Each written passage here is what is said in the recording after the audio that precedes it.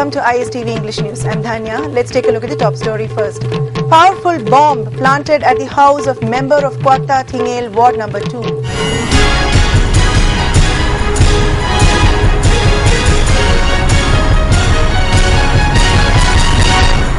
Now the news in detail. A powerful bomb which has been confirmed as an improvised explosive device IED has been planted at the house of the member of Ward number 2 of Kwakta Thingel, Minarjan. It was found that the words KCP URF were written on the bomb. According to reports received from the spot, the bomb was left inside her kitchen by some unknown persons yesterday. Police safely defused the bomb and removed it from the kitchen this morning and got it exploded at distant place. Member Minarjan said a man who claimed himself to be a cadre of KCP had phoned her to let him talk with the Pradhan. The man again called her around 9:30 p.m. yesterday and told her that a bomb had been left inside her newly constructed house. He told her to give the bomb to the Pradhan, she said. Intensified mass movement for implementation of ILPS has resumed in the state. A large number of women who stormed the Chief Minister's office secretariat at Babupara demanding resignation of all 60 MLAs for failing to table the ILPS bill in the ongoing session of the House were arrested by police today. The volunteers of Women Wing of JC ILPS tried to storm the CM's bungalow demanding passage of the bill on ILPS during the assembly session.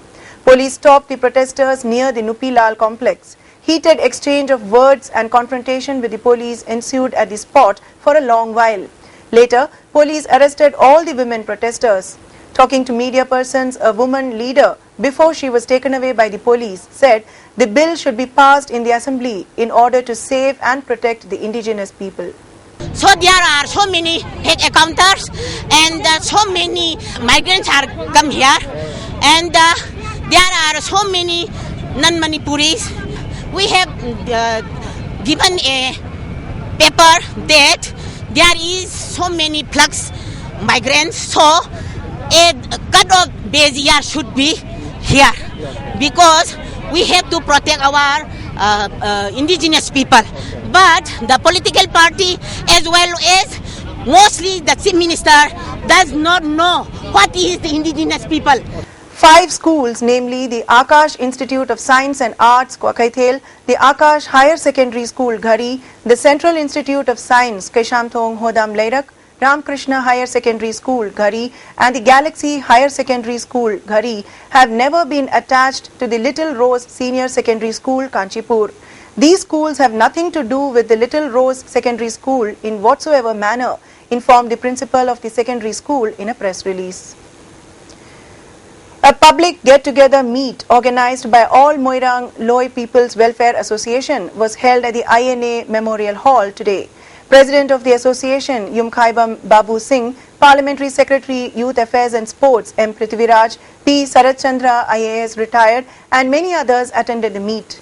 Those who spoke at the meet recalled the history of Moirang, how the King of Moirang used to offer tributes to the Meitei King, and that the King of Moirang was subordinate to the Meitei King, and so on.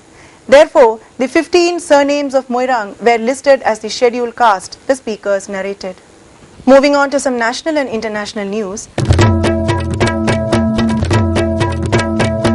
The Lok Sabha was adjourned twice today amidst noisy scenes on the issue of Jammu and Kashmir Chief Minister Mufti Mohammad Saeed's controversial statement giving credit to Pakistan separatists and militants for peaceful conduct of the recently held assembly polls.